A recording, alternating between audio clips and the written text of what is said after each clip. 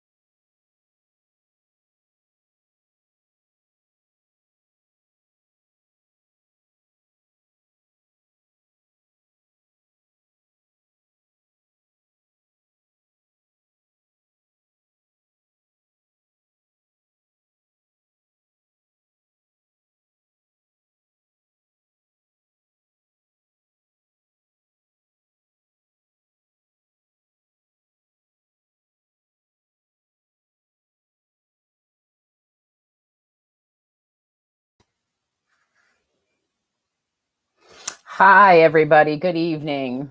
My name's Mendy Minhares. I'm a licensed psychologist, and I'm also the executive director of the Seattle Children's Autism Center.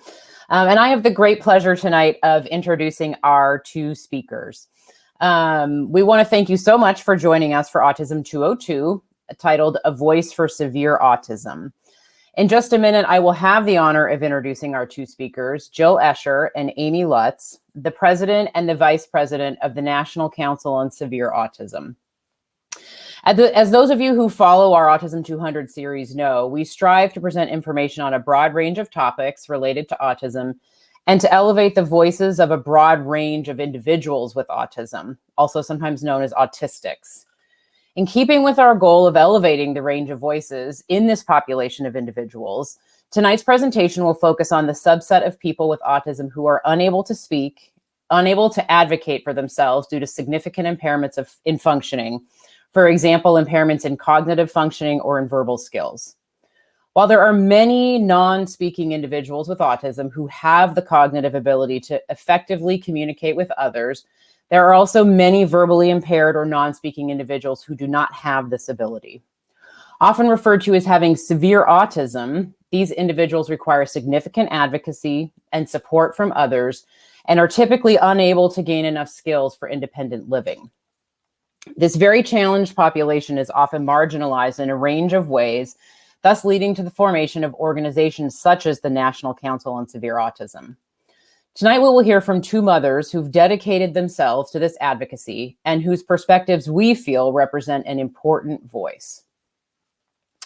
Before we begin, I'd like to take a moment in remembrance of one individual with autism and his mother, who was formerly active with NCSA. Feda Amalidi and her son Muhammad, who also went by Mu or Hamuda,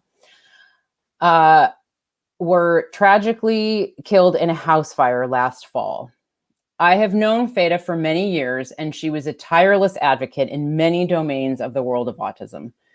From advocating for insurance reform to cover ABA services to elevating the voices of individuals severely affected by autism, including her son, Feta was tireless. Those who knew her boundless energy, her love of all people in her world, and her passion for caring for her family. Feta and Mu, her son, died in a house fire, as I mentioned. Feta had exited the house safely when she realized Mu was not outside. She re-entered the house, and she was unable to help him understand that he needed to come downstairs. He was a teenager, and he was the size of a full-grown man. They both died of smoke inhalation. Mu was the kind of individual who needed the advocacy of others, and Feta was the kind of mom who provided it. Like so many other parents and caregivers out there, while this story has a tragic ending, there are many other individuals like Mu who continue to need the advocacy and support of others. We are pleased to support this message with tonight's talk. We will hear tonight first from Jill Escher. Jill plays several roles in the autism world. In addition to serving as president of NCSA, she's the immediate past president of the Autism Society of San Francisco Bay Area, an active community volunteer, an autism research philanthropist, and a provider of low-income housing for adults with developmental disabilities. Quite a long list of accomplishments there. She's also a former lawyer, and I would bet she would say her greatest accomplishment is being the mother of 2 children with nonverbal forms of autism, 22-year-old Jonathan and 14-year-old Sophie. We will then hear from Amy Lutz, who has written about severe autism in many different platforms, including The Atlantic, Psychology Today, Spectrum, and Slate.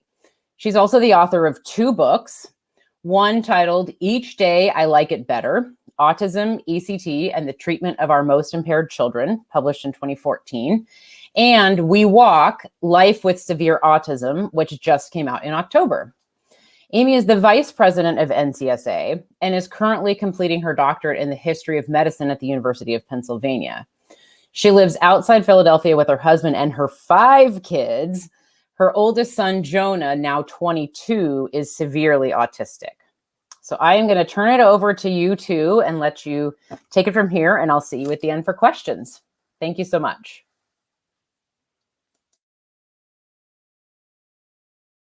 Kind invitation, and also, of course, for honoring the memory of Feta and Mohammed.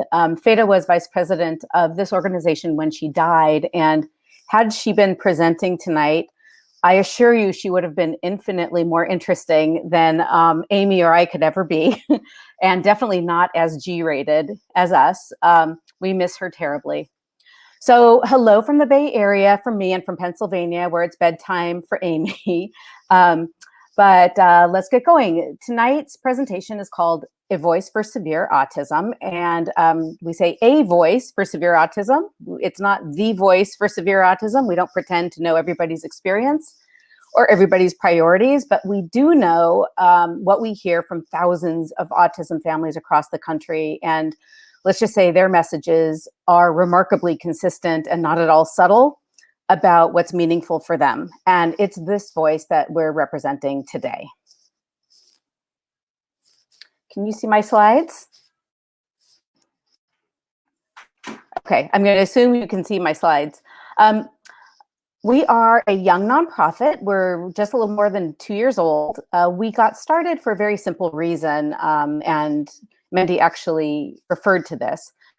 Over recent years, there has been a tremendous retreat away from and almost shunning of the subject of classic severe autism in advocacy circles and in public discourse. So we were formed simply to help fill that vacuum, the vacuum that was left when mainstream organizations veered sharply in another direction and away from the interests of many of our very vulnerable children. We wanted to add to the chorus of voices that were already in the autism world. So more than anyone, it's those who lack the capacity to advocate for themselves, who need people fighting for their well-being and the policies needed to support them. These are the people who need advocates, and that's the role that we try to fill. we view autism not merely as a difference, but as a major public health emergency that requires an urgent response. We raise awareness, but not in a kind of sugar-coated way. We provide a platform for individuals, parents, siblings, practitioners to share their own truths. And we do not think that it's offensive to tell these truths. Quite the opposite. We think it's offensive to want to hide. Oh, here's my best friend. Hi, best friend, Sophie Rose. Sorry. Speaking of autism, here, sweetheart. We think it's offensive to hide or trivialize or marginalize their hardships and their disabilities and their reality. So, I mean, think about COVID. You know, if we thought about COVID as just the flu, right, we wouldn't have had the sort of response, right, that we had nationwide, you know, to this tragedy. So it's the same with any condition, and it's also the same with autism. So our focus is on realistic, pragmatic programs and policy, and really not on wishful thinking. Some of the things we do, like everybody else in the world right now, we're pretty virtual. So most of everything we do you can find online. We issue policy statements that relate to important issues affecting people with severe autism. We have a very popular blog, and I believe we've had more than 100 people contribute to it so far. It's been very successful, and we invite submissions all the time. If you're interested, you just email us. We have a newsletter that goes out about monthly, and it's easy to sign up on our homepage, ncsautism.org. We have a very active Facebook page. You just have to search National Council on Severe Autism. It'll pop up. Last year, we started a webinar series, and this year we are continuing with another series. It will have about 10 different events, and in fact, our first one of the year is tomorrow, and Amy will tell you more about that. And they're free, and it's very easy to register online. They're held via Zoom. Next month, we will be holding our first policy summit. It will be a very short event, just a half day. And again, that will be free. Registration's not open yet, but that event really focuses on certain policies that are a priority to families in our community. And finally, we engage in representation and advocacy and education for our population. So, Amy, I'm going to toss it over to you for the next slide. Thanks, Jill, and thanks everyone at Seattle Children's for having us. I guess one of the first things we need to talk about, if we're going to talk about severe autism, is what do we mean by severe autism? And this is not an official clinical term, but we do have a definition on our website to define the population that we're mostly concerned with. And it's important to note that there are many autistics who have high support needs, but who perhaps are do not have an intellectual disability and can advocate for themselves. So just because someone is nonverbal doesn't mean that we claim that we represent that person or would assume what that person needs. What we mean by severe autism is someone who has a combination, besides autism, cognitive and functional impairments, someone who's going to require lifelong services, including, often round-the-clock supervision. Limited or no language is part of that. And oftentimes, people with kids and adults with severe autism exhibit really challenging behaviors such as aggression, self-injury, property destruction, and elopement, and they really interfere with safety and quality of life.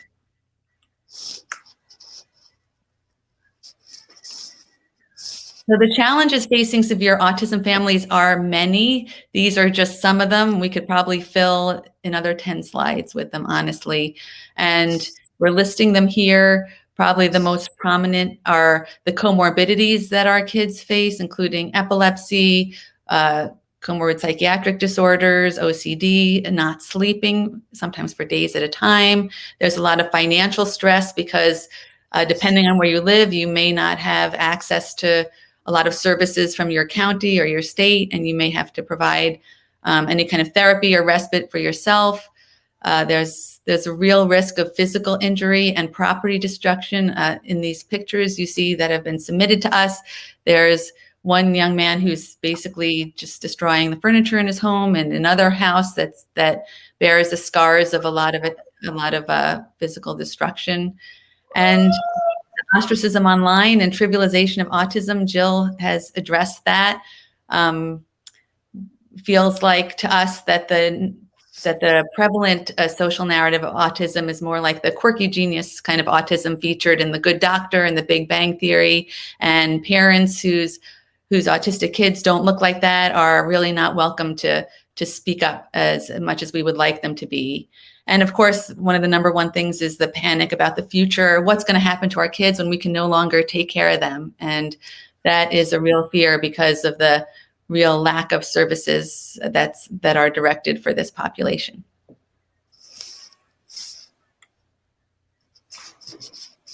These are just some of the thousands of comments that have been submitted to NCSA since we started 2 years ago. It's really been very satisfying to know that we've met the needs of so many families who felt alone before they were able to connect with other families on the NCSA website. And you can take a look at these if you're interested in hearing more. As Jill said, we have a blog with many parent contributors and comments on our Facebook page. So this is not just me and Jill out on our fringe with our extreme kids. This is a population that's very robust, unfortunately, and we feel really honored to be able to kind of represent those families. I should say, we could have, I think, 1,000 slides like this. I mean, we've heard, so many stories from so many families. So moving on, the way we're structuring our talk tonight is to, of course, focus on hot button issues in severe autism. We are not addressing every single hot button issue. There are many, many, but we chose the ones that we felt were the most important. And I should say that what we say here tonight do not necessarily represent the official statements of NCSA. So far, our official statements are embodied in our position statements, which are on our website. Sorry, just got a call. There are other statements, for example, in letters, official letters that we write. But otherwise, we're speaking for ourselves as well. So I'm going to start off with just a couple slides talking about the controversy over diagnostic labels. And I think probably everybody's heard the parable of the blind men and the elephant. And what they think they see depends very much on where they sit. And I've seen that to be very, very true in the autism world, where autism is a sort of this big amorphous blob of a thing with so many different pieces and parts. And if you sit in one place, it's a tail. And if you sit in another place, it's a trunk, right? It's a snake or a rope. And sometimes those twain don't meet. I obviously, what do they say? You've met one person with autism. You've met one person with autism. It's very true, and it does make our discussion of diagnosis very complex. Oops! Oh my gosh, I hit the wrong button. I'm so sorry. I'm going to pull that back up. I promise. Sorry. I'm sorry. It will come back up. Do you see it now? Amy? No. You don't see it. Okay. There they are. All right. Oh, you do see it. I do see it, but it's not in slideshow mode. So do you want to? Okay. I'm sorry. I hit the wrong button. I don't know what happened. There you go. Okay. My bad. Okay. So sorry about that. So the DSM is the Diagnostic and Statistical Manual of Mental Disorders. And it is not the only definition of autism out there. The American Psychiatric Association is a private enterprise, and they privately, produce this definition. Some people use other definitions of autism. And in fact, If you're in education, if you're going to look for government services, if you read the research, people use different definitions of autism. But DSM-5 tends to be the one, at least in the US, that we kind of use as a default definition of autism. Is it too broad? This is a big controversy now, right? And I would say, yes, it is too broad. And I would say that's mostly for two reasons. First of all, when the DSM was first created, when autism was first included, it was very much based on, and I think mostly continues to be based on, the presentation in children. And it was based on standardized instruments that were used on children, that were normed on children, and the difficulties they've had with previous editions of the DSM related to some of the difficulties they had in really definitively diagnosing a young child, number one, and also number two, the desire to make sure that the children who were diagnosed could attain the services they need, right? But that's fine. That's all well and good. You have a young kid who's, 2, 2.5, 3. There's only so much you can tell about them, and you want them to get the services. But they grow up, and they grow up with remarkably different trajectories, where you can end up with people who were originally diagnosed with autism having completely different clinical presentations. So that's my next slide. So the second problem is that in older childhood, adolescence, adulthood, you could have patently different conditions under the single label of ASD, because ASD, of course, only kind of related to that core presentation in youth. So this is an example, and of course, these are just two examples, and they're both on the extreme ends. But on one end, you have autism, which from a clinical point of view, presents predominantly as a serious developmental disability, featuring a stark inability to develop basic functional skills, somebody who needs 24/7 care, like my beloved who just walked in. Another presentation on the other side would be predominantly as kind of a social or sensory difficulties, executive functioning difficulties, processing difficulties. And I have many friends on that end of the spectrum, and they often have very high IQs and have gone to graduate school. Now, both of these entities, both of these people have disabilities, they both have disorders. They both deserve recognition, they both deserve treatment. But I would argue that they're not the same condition, right? They're different in terms of, most likely, their etiology, their cause. They're different in terms of how they look clinically. They're different in terms of their therapeutic needs. They're different in terms of their prognosis. They're different in terms of what their comorbidities tend to be, et cetera.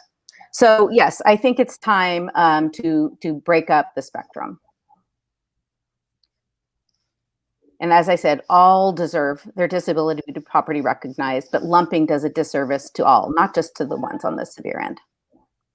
Okay, so another hot button issue.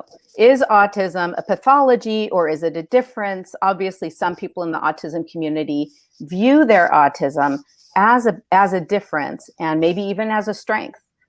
That's totally fine. I'm not going to tell anybody, what to think of their own characteristics and traits.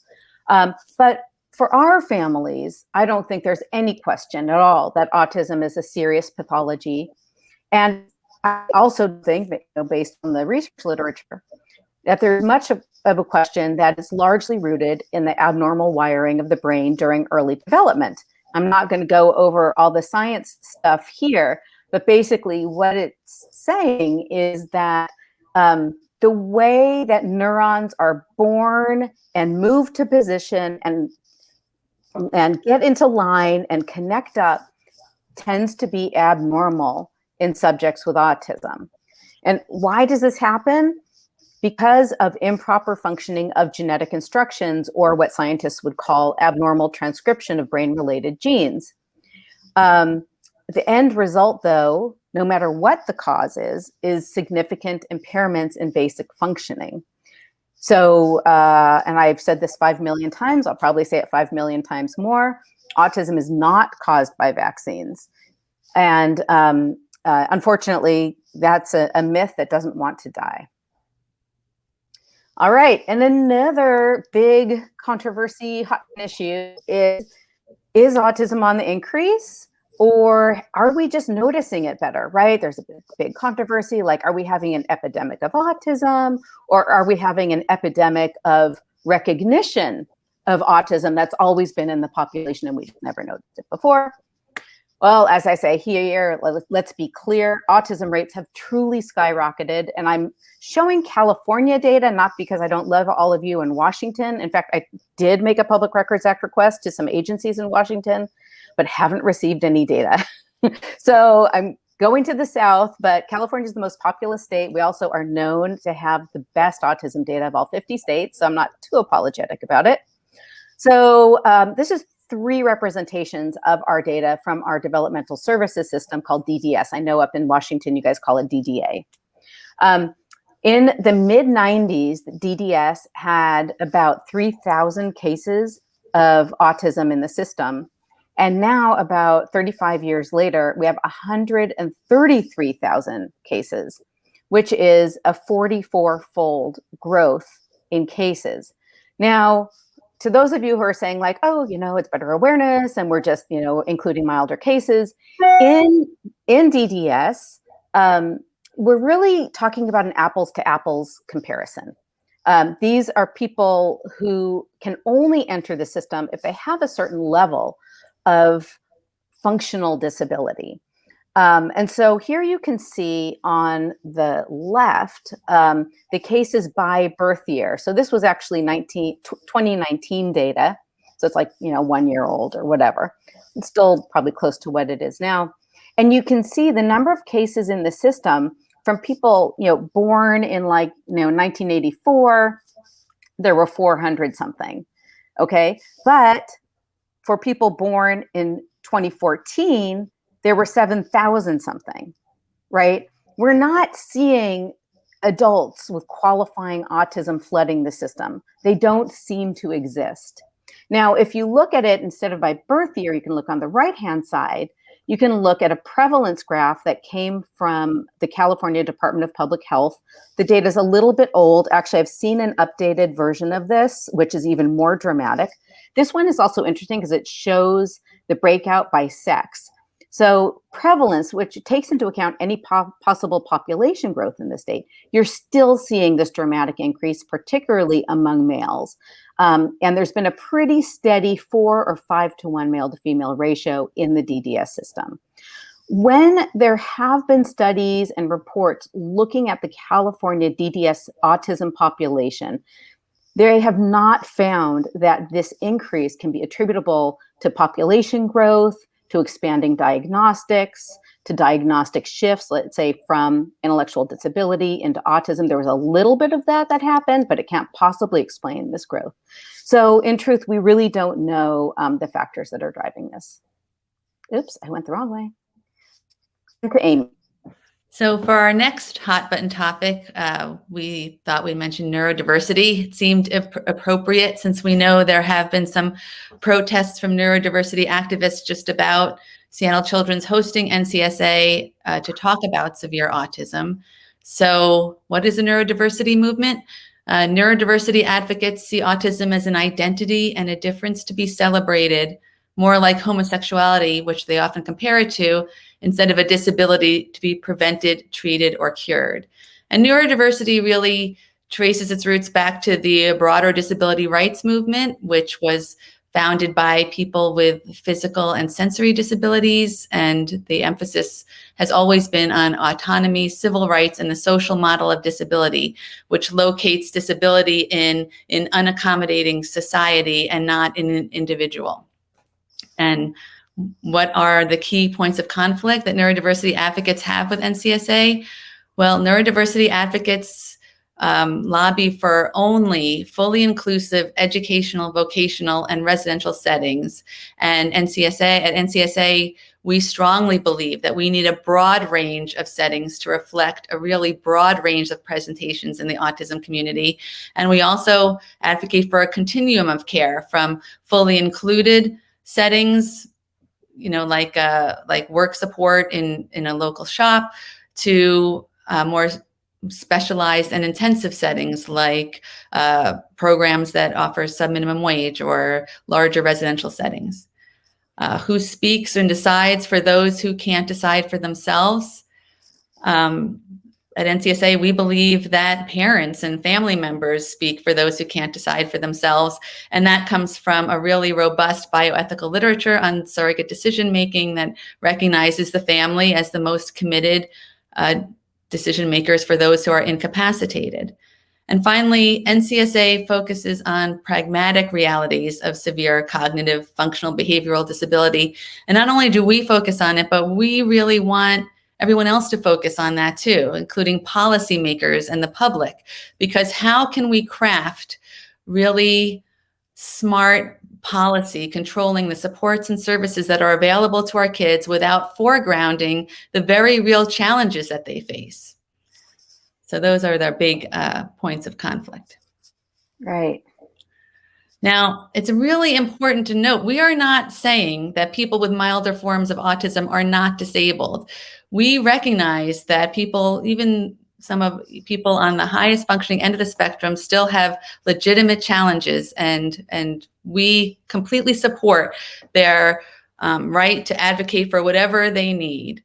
But what I'm just looking at the big enthusiastic response from Jill.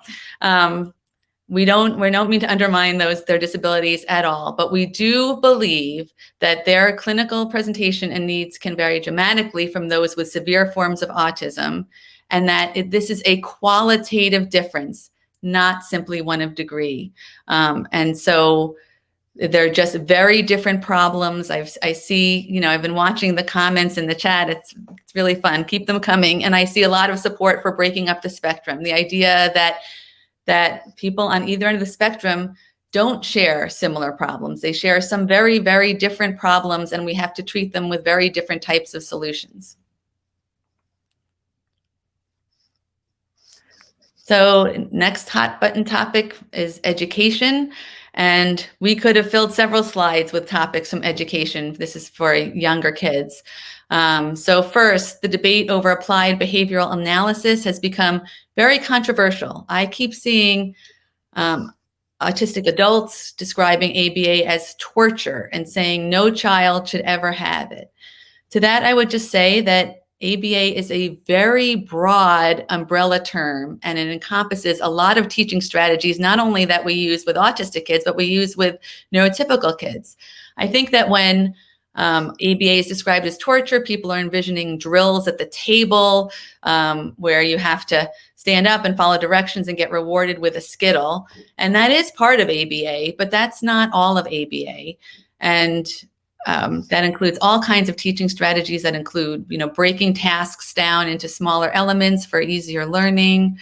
And ABA is one of the only modalities that's backed by decades of research and is considered best practices by the Surgeon General and the American Psychological Association. The question of inclusion versus specialized classrooms in schools. And of course, those autistic students or those with other types of intellectual and developmental disabilities who can thrive in inclusive classrooms with neurotypical peers should absolutely be placed in those settings. But most severely autistic kids require specialized programs due to significant behavioral and functional impairments. I mean, my goal for my son when he started kindergarten was I really wanted him to be mainstreamed at some point. That to me was the goal, the sign that he had made it, that he was going to be okay.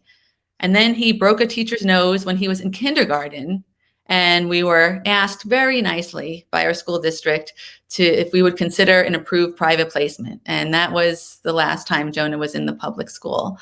And I think that my story is very common, and we need to maintain these types of specialized and intensive settings for those who need them.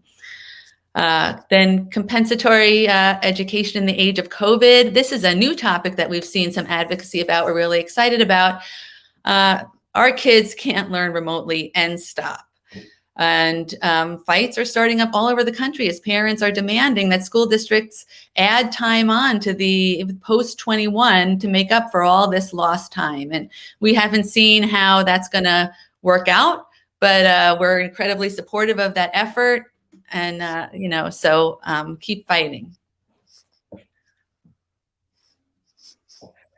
Facilitated communication is our next topic. If you don't know what that is, facilitated communication is another broad term for any technique that involves a person with autism or other intellectual or developmental disability pointing to a letterboard with assistance from a facilitator who either provides physical support at the hand, wrist, elbow, or shoulder, or even just holds the letterboard, as in this picture. And the types of facilitated communication that we see increasing in popularity right now are the rapid prompting method and spelling to communicate.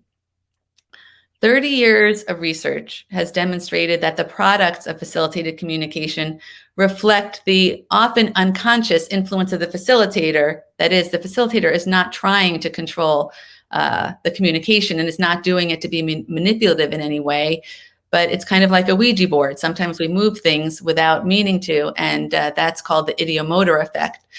And it's well recognized in the psychological literature. And for this reason, facilitated communication has been rejected by virtually every relevant professional organization, including the AAP, AAIDD, ASHA, and APA.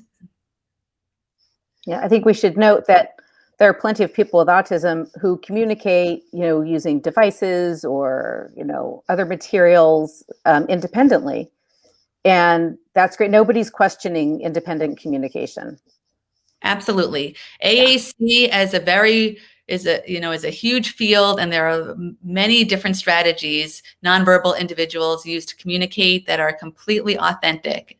But facilitated communication is not one of them. And if you're curious, you can learn more about it at our first webinar of the year, which is tomorrow. And this panel is incredible. It includes some of the psychologists who were first involved in the debates on facilitated communication when it came to the United States from Australia in the 1990s. And I think it's going to be incredibly informative. And it's also going to talk about the differences between facilitated communication and other types of alternative communication. So please come join us. All right. Thank you, Amy. Another hot topic in our community is therapeutics. Here I'm talking about kind of medical therapeutics. I think it's pretty well known that most children and adults with severe autism are on some form of medication. I mean, my daughter, who just ran in, is not on any medication at all, but I have another autistic child. You'll see him soon in the slides. He's 22. And most certainly is on medication. And I find that in our community, it's very rare to find somebody like Jonathan who's not on meds. So this is a very hot topic among families. So I just want to stress, nothing we say is giving medical advice. Obviously, we're not medical practitioners. But before starting medications, one thing you typically suggest is that you obtain a functional behavior assessment and also an evaluation for possible underlying medical problems. Medications won't help operant behaviors like the desire to escape a demand, and they may only mask pain or something that's causing behaviors, like a headache or toothache infection, GI distress. I think most people know that, but sometimes it has to be said. Now, some medications can be helpful in treating symptoms such as aggression, self-injury, anxiety, OCD, but medications do not address the core deficits of autism. Like they don't improve, social relatedness. They don't improve, communication scores. But nevertheless, I had one practitioner say, listen, go for the low-hanging fruit. We can't get to the high-hanging fruit. There's nothing there. So at least, use the therapies you can to get at some of the symptoms. But of course, there's a problem that comes with that. And that's the risk of, polypharmacy, serious side effects. I think people know, and you probably all know, people who have been on antipsychotics and have, developed obesity or prediabetes or diabetes or, male breasts, tic disorders. There's all kinds of very serious side effects that come with some of these medications, and some of the medications also decrease in efficacy over time. There's some kind of habituation. So what we have seen is families really desperate. I mean, really desperate for anything that will help their child, especially with symptoms like aggression and self-injury. And one thing that I think probably most people on this webinar are familiar with is cannabis medications, whether the officials and the clinicians like it or not, have grown to become incredibly popular alternatives to standard pharmaceuticals. And families use it to address anxiety, aggression, sleep, and of course, it's actually approved for use in epilepsy. And we feel that that's an area that really deserves a lot more research. I mean, having a bunch of anecdotes is a nice place to start, but we need research on the different forms of cannabis, the different doses for the different indications, et cetera. But overall, I think that we can all collectively lament the fact that despite massive investment and a lot of research, there really has been very little progress in terms of medical intervention. Progress is really desperately needed. What we have now, the tools we have now for, a kid like my Johnny, pretty much the same tools we had 20 years ago. So, and unfortunately, sometimes it happens that you have an individual with really severe aggressive and self-injurious behavior, and they just don't respond to medication. So what then? When medications fail, there are a couple of options. One is electroconvulsive therapy, which has been extraordinarily effective at stabilizing the comorbid affective and catatonic disturbances that typically drive the most intense aggression and self-injury. My son has been getting ECT regularly since he's about 11, and he's 22 now.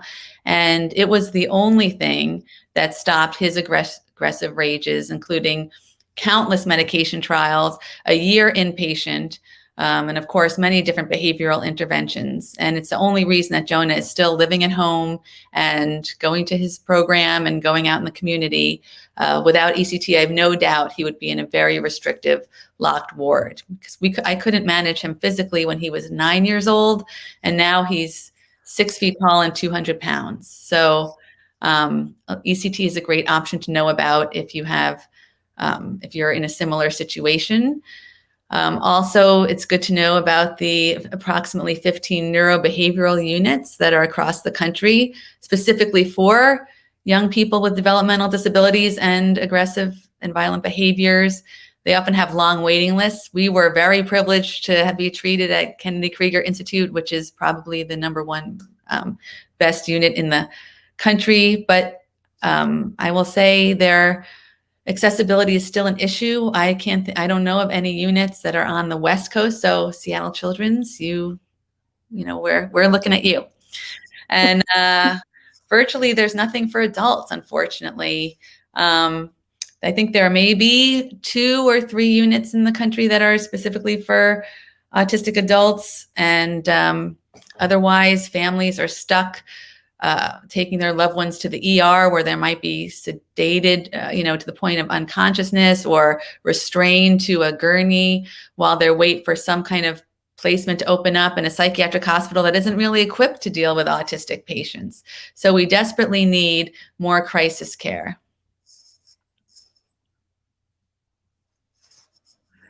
Safety and abuse, of course, are big concerns for our population, which is extraordinarily vulnerable. And we could have filled, an entire program with the safety and abuse issues that we face. These are just a few things we wanted to highlight. Elopement is a huge problem in the autism community. Studies have shown about half of autistic kids wander from a safe place, and that has led to hundreds of preventable deaths, mostly by drowning. So we need more education and better accessibility to door locks and alarms, as well as tracking devices and maybe programs with neighborhoods and with first responders. Here's my personal plug for what solved my problem, which is, since my son was an eloper as well, is we now have these coded door locks on every exterior door. You have to put in a code to enter or to leave, and that just stopped the problem. I mean, Jonah couldn't get out, and after a while, he stopped trying. So you can get those online, from several different sources, and I just highly recommend them, because finally I was able to relax. I didn't have to have eyeballs on Jonah every second. Fire and emergency preparedness.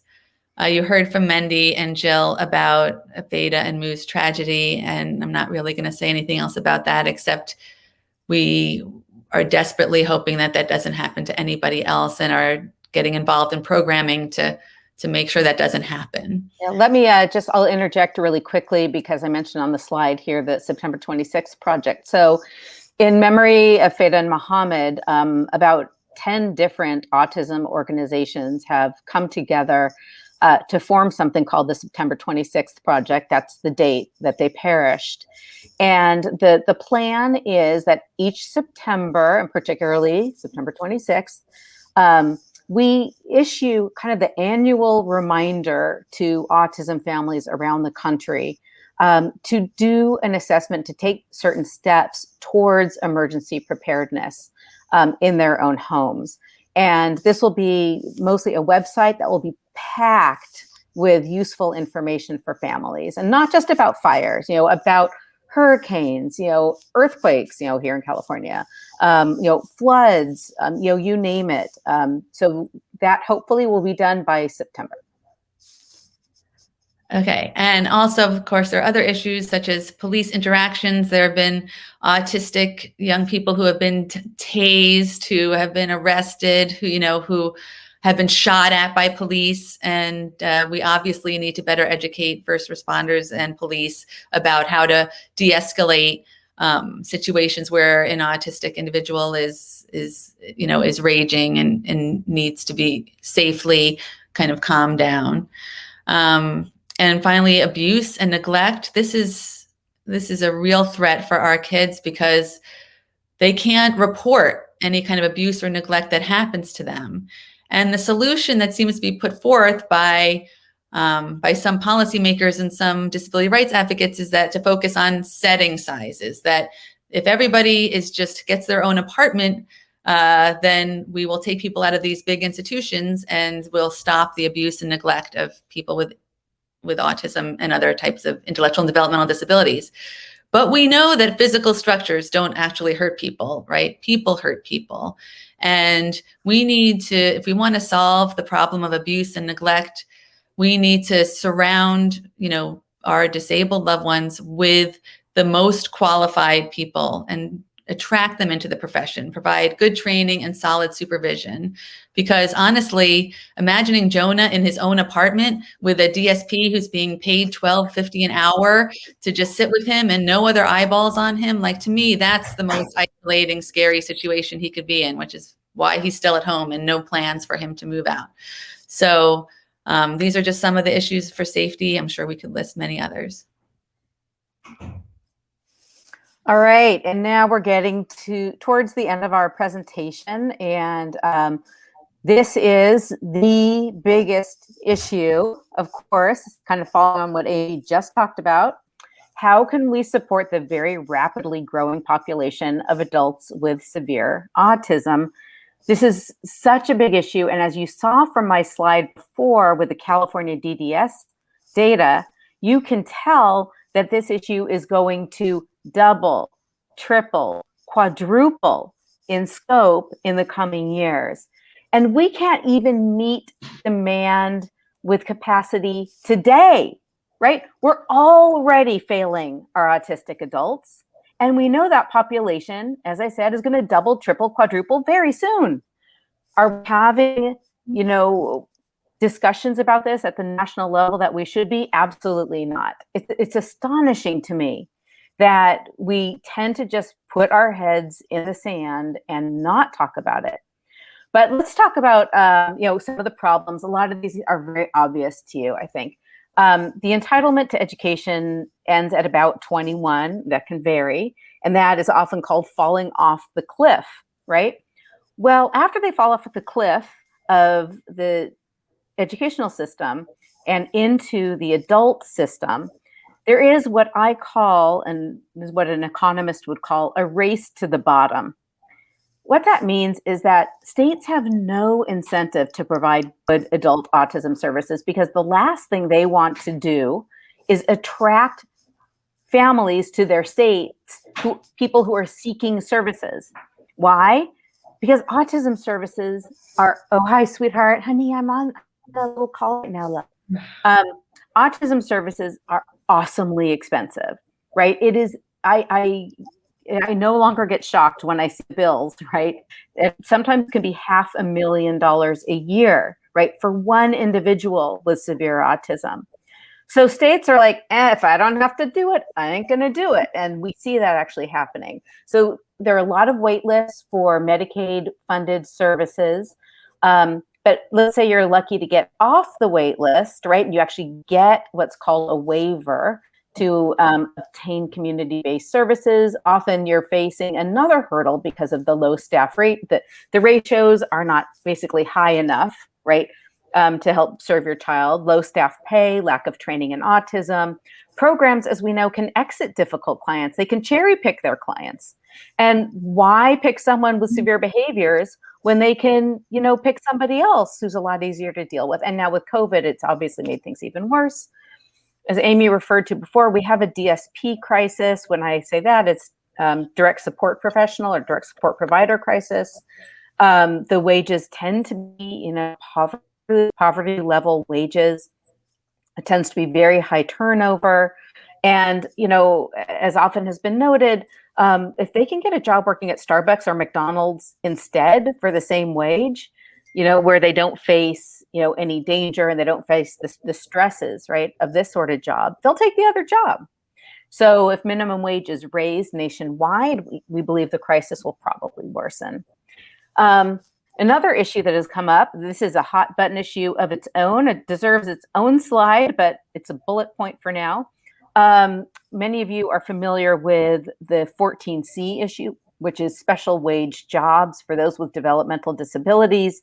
There's a strong movement to phase those out in favor of providing competitive integrated employment for everybody with a developmental disability. But of course, in reality, only those who are capable of competitive employment, will transition right to those sort of jobs. For the rest of us, for our kids, they just lose programs. They just lose jobs. There's no upside at all, except for, defunding of programs. So instead of kind of like this throw the baby out with the bathwater approach, which is what we have now, what we really need is to say, okay, how can we serve the people who should transition out of the programs as well as those who need these programs? And unfortunately, that's not a discussion we're having. Very big hot button issue. Where should adults with autism live? Now, obviously, it's a brick and mortar issue as well as a support issue. You need both. It's not just like, oh, here's a housing voucher, go live on your own. That's obviously not going to happen with our kids. So this is a huge problem. We need many, many models, as we said before, across the continuum of care. There's no one-size-fits-all approach. We very much support a person-centered, individualized approach to crafting and funding different models. But, the basic issue is this, the costs vastly outstrip, the income and the resources of the adult with autism, right? If you're an adult getting $750 a month in SSI, right, and your rent, let's say here in the Bay Area, is $2,000 a month, which is actually on the low end, right? You obviously can't pay your rent, right? And I've already said, well, the waivers don't pay for that. The waivers aren't paying for the brick and mortar. You could get a housing authority voucher, right, from using HUD money, using federal money. But I can't speak for everywhere in the country, but here in the Bay Area, those are almost impossible to find. And there's no priority except in very rare circumstances for people exiting institutions, for our population. But in California, 99.5% of autistic adults don't live in institutions, so they get no priority. They're in line with everybody else. Now, another issue, we see with our population in what's called community-based housing, and I should say, I'm going to go a little parenthetical here, I am a provider of community-based housing for adults with autism. I'm a strong supporter of that model. I believe that if an adult with a developmental disability or autism can and wants to live in the community, absolutely they should. So what you see here is a picture of one of my buildings. It's in Santa Cruz, California, right near the main beach. And most of the tenants do have developmental disabilities. But what happens when you have somebody with a severe form of autism is they're often subject to eviction and neighbor complaints. And so this model really is not viable for a lot of people.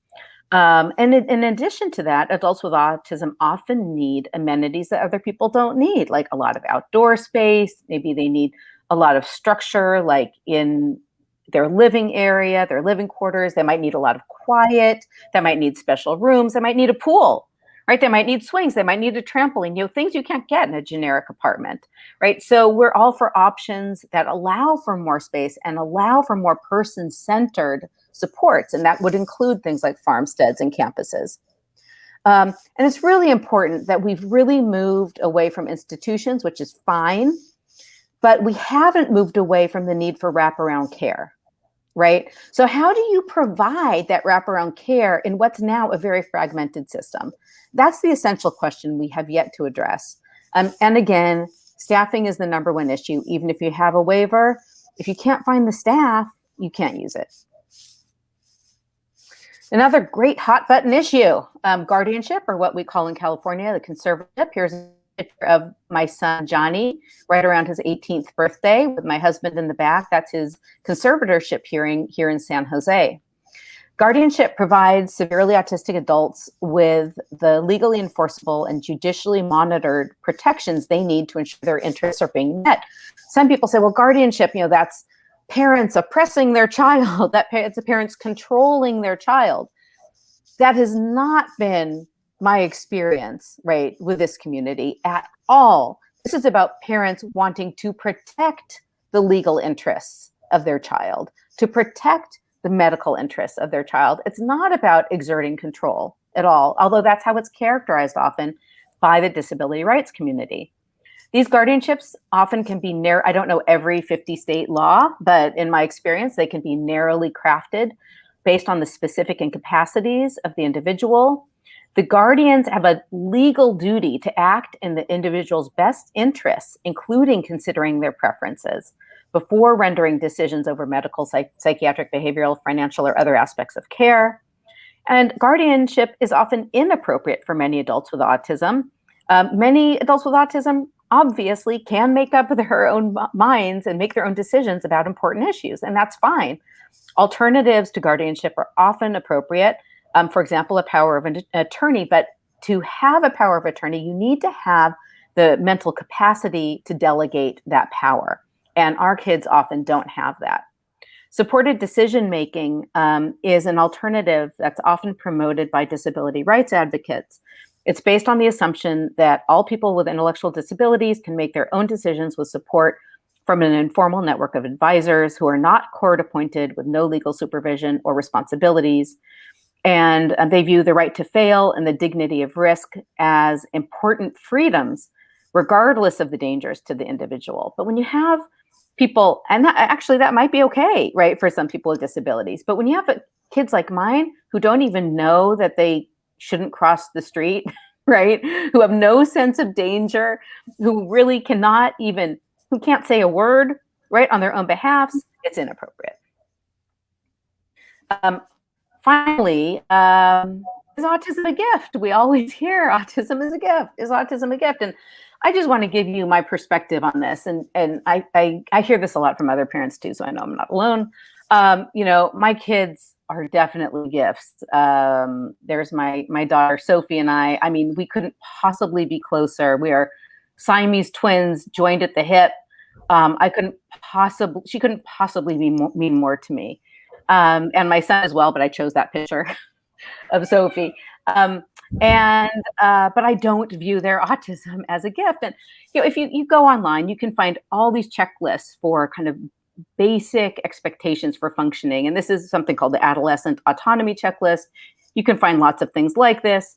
When I look at these checklists, sometimes they're 3, 4, 5, 6 pages long. They're a little bit like the Vineland, for those of you who have taken the Vineland assessment.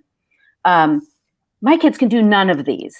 Not one single thing on, a 5 or 6 page list of things that are expected of, teenagers. And in fact, when you look at similar type of charts for, let's say, kindergarten age children, my children can't do almost any of them. And they're 14, almost 15, and 22.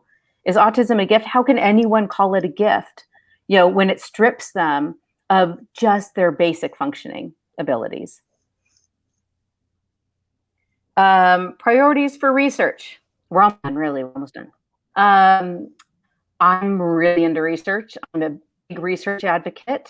I think research gets a bad rap sometimes from people, but I think it's fundamentally important, even though a lot of it, I think, has been going down the wrong path. One issue is we need to see more severe autism included in research. There were 2 papers that came out just recently that showed a very stark decline in the inclusion of people severely affected by autism in clinical research. And why is that happening? Because it's hard to research our kids, right? It's hard to even get them into the lab. It's hard to draw blood. It's hard to take an MR, to take, a brain scan. It's hard to get them to follow instructions. You can't, it's much easier, right, to evaluate the other side of the spectrum. But we need research to tell us what's causing autism, what's fueling the increase. We need research to tell us how autism can be prevented. And I know, major hot button, but let's be real, people. I mean, we already go to tremendous lengths to prevent developmental abnormality.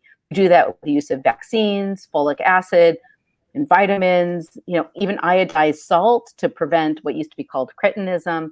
FDA drug safety assessments, lead paint abatement, prevention of fetal alcohol syndrome, shaken baby syndrome, premature birth, PKU testing at birth, genetic counseling.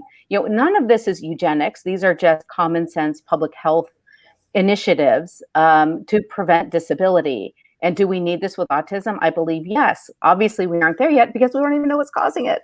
But still, it's an important question.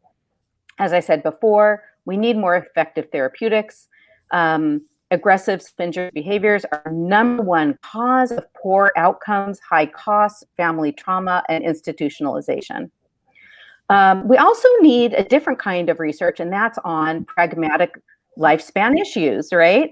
We need more data to tell us what works for high quality care across the lifespan, across all income levels. I've given, as a housing provider, I've given a lot of talks about housing, and I usually open these talks by saying our current policy is autism housing for rich people only. I mean, that's really the de facto policy because we aren't following up, showing how we can provide housing for people across all income levels. It makes me nuts. All right, Amy. Yes. Finally, we know we threw so much information at you, and we wanted to boil it down to a couple of key takeaways that we'd be happy if you could remember tomorrow. First is that severe autism is qualitatively different than milder forms of autism and typically presents with extraordinarily disabling challenges, including intellectual disability, minimal or no communication, and dangerous behaviors, including aggression, self-injury, property destruction, and elopement. And it's not just us who think so. Jill talked about the lumping and the splitting, and we see researchers really moving to split the spectrum once again. The Lancet just recently proposed a new label of profound autism, which reflects new interest in identifying subsets of the spectrum. If I could think of one mantra one word that sums up NSA's and CSA's position on everything, it is choice. We need a wide range of educational, vocational, and residential settings, everything from the most inclusive community-focused settings to the most specialized and intensive programs to reflect the very diverse needs and preferences of this very broad population. And we also need a commitment to build a workforce of caring, capable, and well-compensated DSPs, which I honestly believe should be the focus of our policy efforts and seems to be mostly ignored. We believe that family members are generally the best surrogate decision makers for severely autistic individuals who can't make complex decisions for themselves. It doesn't mean they can't make any decisions for themselves. Of course, we try to enhance Jonah's ability to make choices for himself all the time. But unfortunately, the tragedy of severe autism is that is limited to what he wants, where he wants to go, perhaps, and who he wants to see. It's more complicated than that. He could never decide what type of adult program he wanted to go to, where he wanted to live, or if he needed some kind of medical intervention. His cognitive impairments just preclude that kind of abstract thinking. And for that reason, parents and siblings need to be represented in all relevant policy debates. I mean, that's really why we founded NCSA. Our goal is to have a seat at the table while these issues are being discussed on a policy level. And finally, more research is needed on interventions and services specifically intended for this vulnerable population. And finally, to connect with us, we showed you our website. We are on Facebook. We are not very active on Twitter, but we do have a Twitter account. Here's my email address if you want to reach me. Amy? Yep. I mean, I'm on Facebook and on Twitter. And I mostly use Facebook to connect with other autism families. So I'd love to connect with you. My book, We Walk, Life with Severe Autism, just came out in October. And if you're touched by severe autism or interested in learning more about what it's like to live with severe autism, I hope you'll consider checking it out.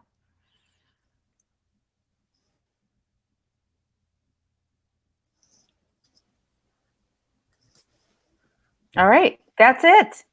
All right. Thank you so much, you guys. That was great.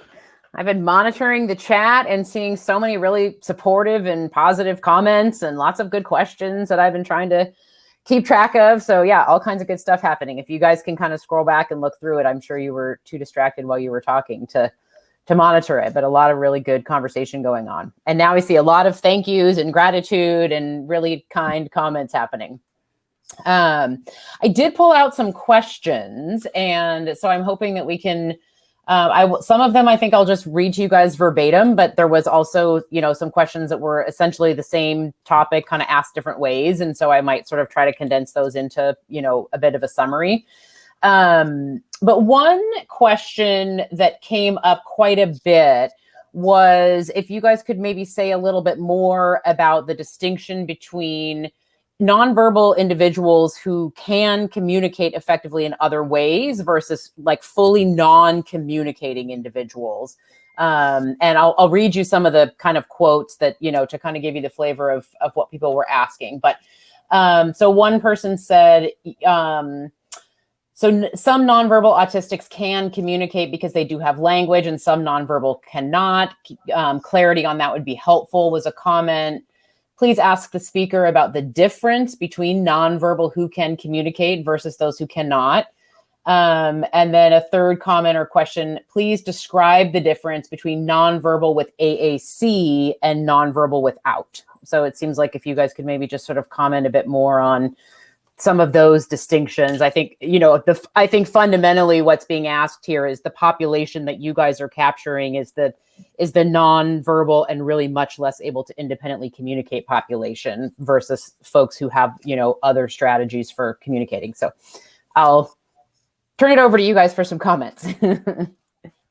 Well, I'm hardly a speech language pathologist. I can weigh in on a little clinical as well, but you guys go okay. first. Well, you met one person with autism, you met one person with autism. I have autistic friends and I have an online, I chat with them online much more proficiently than in real life, right? Not that they're nonverbal, but they tend to not be very expressive. in real life. They're much more expressive online.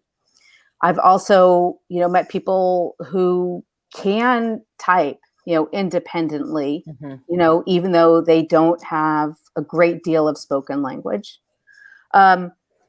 I've met people who can use AAC for, basic things like I want to go outside, I want some water, I'm happy today, or whatever. It's all over the map.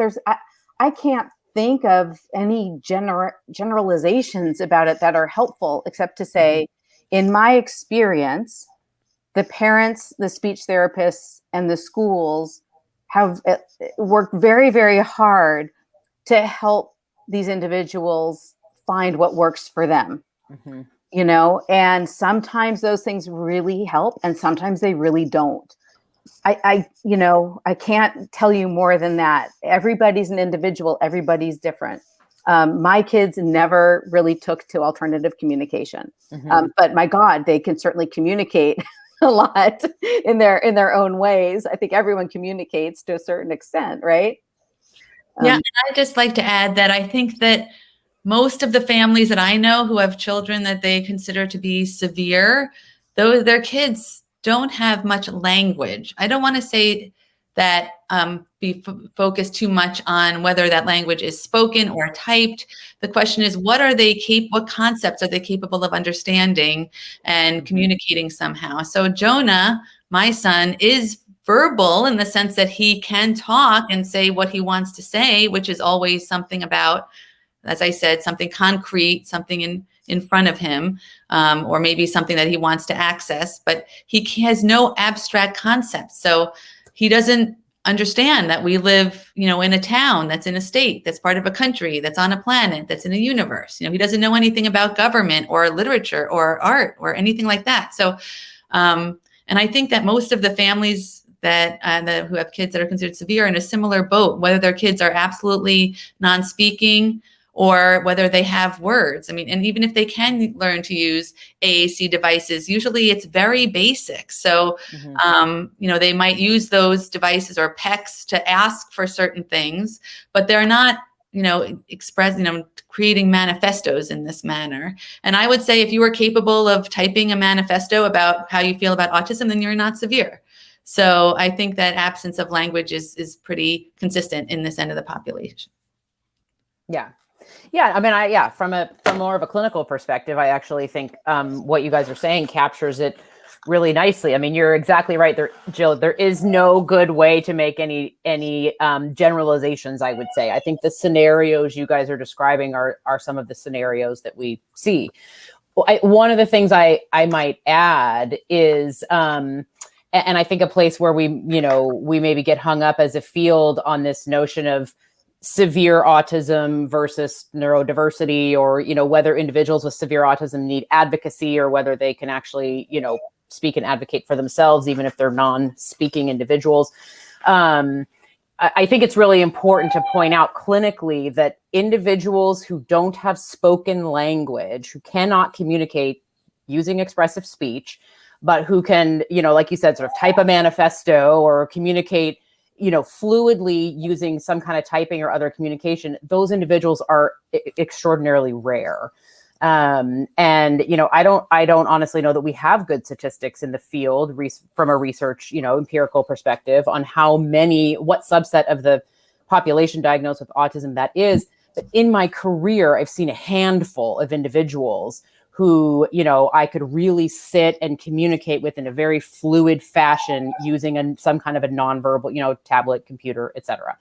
And oftentimes, the speaking ability, the expressive language ability of the person is a lot more consistent with the ability to output in other ways. So I think that's just an important distinction to make. And I think that's a place where we get very hung up on, can non-speaking individuals advocate for themselves? The fact that non-speaking individuals oftentimes also have a lot of receptive language impairment, a lot of cognitive impairment, et cetera, is really the population that we're focused on here tonight, which is very different from the population of folks who, could effectively communicate using some sort of, device or other kind of written communication. So I think it gets confusing fast because there's so many different scenarios. But yeah. Any other comments about that you guys want to make, or I can put another question out? Okay. So this question, I think, is probably one of the harder questions that you guys face all the time. The question is, how do you suggest addressing vocal self-advocates who presume to speak for all on the spectrum? So essentially, what are your guys' recommendations about how to address this, sort of disconnect that we seem to have in the field? What are your guys' thoughts about that? Well, I think the best we can do is tell our stories, tell our truths, get our themes out there, get our policy priorities out there. I can't stop anybody else from, advocating for themselves or stating their opinions. We can add to the dialogue, and hopefully what we are adding to the dialogue is pragmatic, realistic, constructive, and true. And that's really all we can do. There's no magic bullet. I think that a lot of people, including some friends of mine, find a lot of source of comfort and power in the neurodiversity movement and in their own roles in it. And I kind of get that in a way. I mean, I don't want to fight them. I just want an acknowledgement, right, that they're not the only voice, right? That there are these other people with these more severe, more complicated problems who need people to advocate for them because they can't. I mean, I don't know, Amy, if you see it differently than I do. Well, I mean, no, of course I don't see it differently, but I will just add that I have this deep belief that a lot of the people who say, I've seen so much online, there's no such thing as severe autism, for example. I just think that there's a lack of exposure, that those neurodiversity advocates just really haven't met someone really affected by severe autism. And I have this outstanding offer, which I've had for, I don't know, at least 5 years or more, for any self-advocate or any autistic adult who wants to spend some time with Jonah and ask him, what he feels about the neurodiversity movement or where he wants to live or anything like that is welcome. I've had 2 takers so far. John Elder Robeson actually came to my house and met with Jonah, and his takeaway was that he actually could not speak for Jonah. He did not connect with him in any way. And also, I would just add that sometimes you have to stop. It's kind of frustrating to try, and sometimes and most of the time I'm not even speaking to these neurodiversity advocates because it's not productive. And I really do try to aim everything I write. It's not at them. It's for the general public and policymakers and the people who make the decisions that will affect my son. So I kind of feel that NCSA, that we have the common sense position, right? We think that people deserve the services that will give them the best quality of life. And we believe that severe autism is real because we live it every day. And I like to think that common sense will prevail somehow. Awesome. Thank you. Yeah. And I will just echo, I think from the perspective of Seattle Children's, you guys kind of mentioned during your presentation that there was some, kind of backlash online about the fact that we were, featuring NCSA and having you guys speak tonight. And our goal is the same. Our goal is to acknowledge all the voices, not to deny anyone their lived experience, and, and to really make sure that we're advocating where we think advocacy is needed. But it's, I think one of the key pieces here is people's lived experiences are their lived experiences, right? And so if somebody has a different view, that there's space in the world for that view. And that's what I hear you guys saying too, is you're here to advocate for a certain subset of individuals who you really feel needs it. And we would definitely agree with that, from a clinical perspective. And there's space in the world for other people's views as well. So we can probably all use a lot of grace and right in how we navigate some of these difficulties.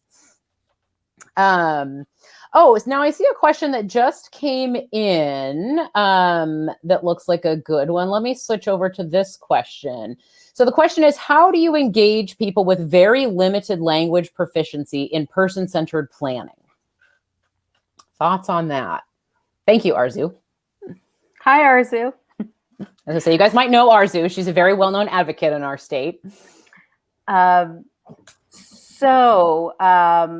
All right, person-centered planning, I do want to say, means different things to different people. Person-centered planning could be something official that happens, for example, when you are coming up with a set of services in the developmental services system, right? So the entitlement you might have under your state's law. Person-centered planning could also mean something more amorphous that's not attached to any particular resource seeking. So I'm not exactly sure, or it can mean something even different, which would mean under Medicaid, right? In order to, under the new home and community-based services rules, that an element of person-centered planning has to come into play in order to be approved, right? In order for state plans to be approved by the federal government. So it means different things to different people. I'm not totally sure what Arzu means here. I do know that there are people who do what are called person-centered planning sessions, and I've never attended one. But to my knowledge, it's very much about being very deliberate about understanding what the needs of your child, what the needs are, right? And what his or her preferences are, and really deliberately, charting it out and seeing how you can, put that into effect. But she may mean something different. I'm just looking at the chat to see if she has any follow-up comments, which I don't see yet, but maybe I'll keep monitoring. I don't know if you want to add anything, Amy. I do. I just want to say that that's why it's essential that the family members are involved, because look, my son is never going to go sit at a meeting and talk about his goals or what he would want. That doesn't mean that he doesn't want things out of his life, but because we know him so well, we know the things that make him happy.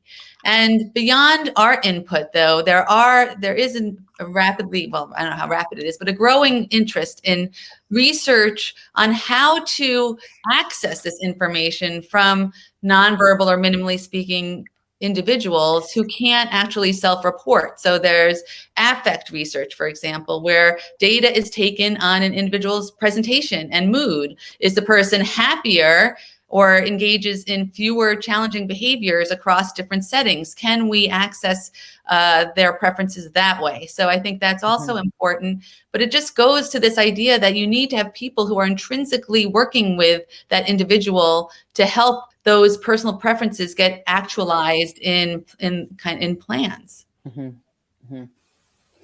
Yeah, another piece I might add, kind of from the clinical or the research perspective, is the positive behavior support literature has a lot of really nice work kind of in this area around how we can use other kinds of markers, like you're saying, Amy, sort of as indicators of a person's preferences being taken into account. There's a lot of work around quality of life and indicators of quality of life. So those kinds of things being reductions in challenging behavior, or access to a broader range of more inclusive settings, or an increased repertoire of leisure activities that, like you said, result in positive affect and relationships that appear more meaningful or more substantive or more reinforcing for the person. Think if from a ABA or a behavioral perspective, using strategies like preference assessments, for example. And I mean, you can do things like put a person in this situation and put a person in that situation and see which one they demonstrate preference for, or offer them, 3 or 4 different things and see which one they pick each time. I mean, there's a lot of data-driven kinds of approaches.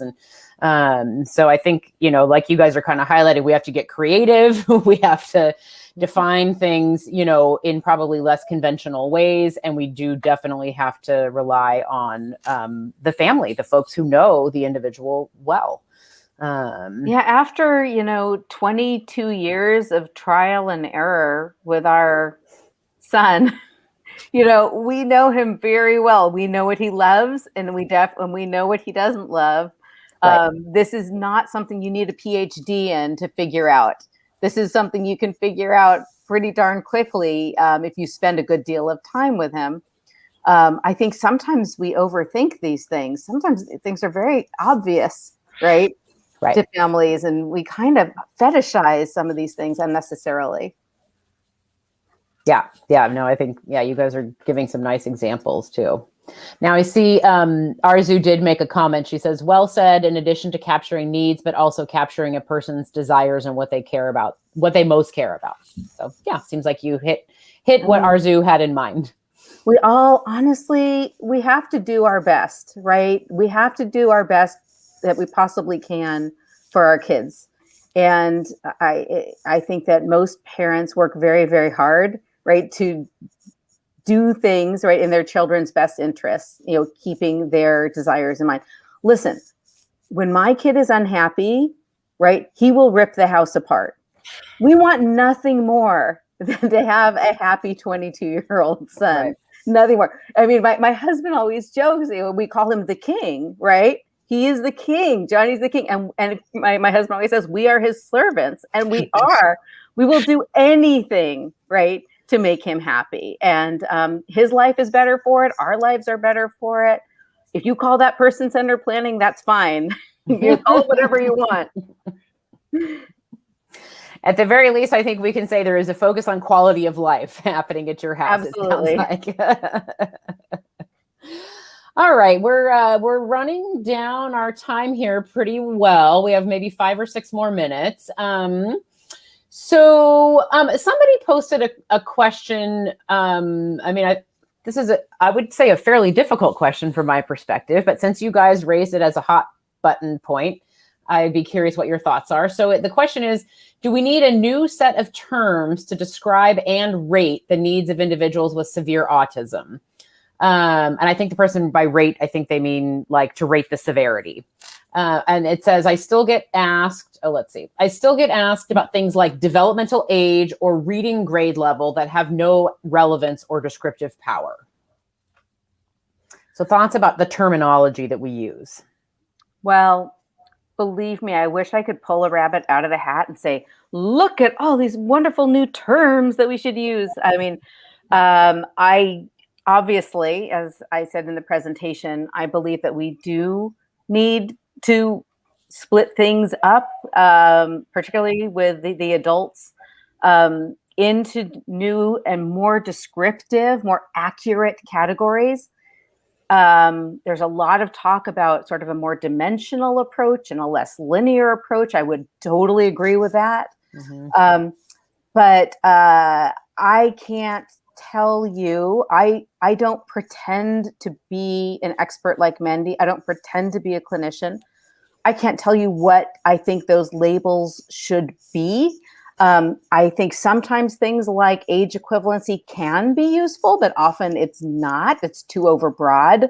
Our kids' abilities tend to be very scattered and not at all, following a linear curve that you see in typically developing kids. But it's a wonderful question. I'm not here to provide that answer, but to say that I think that we need more. I mean, listen, even under the old DSM, they had a category called autistic disorder, right?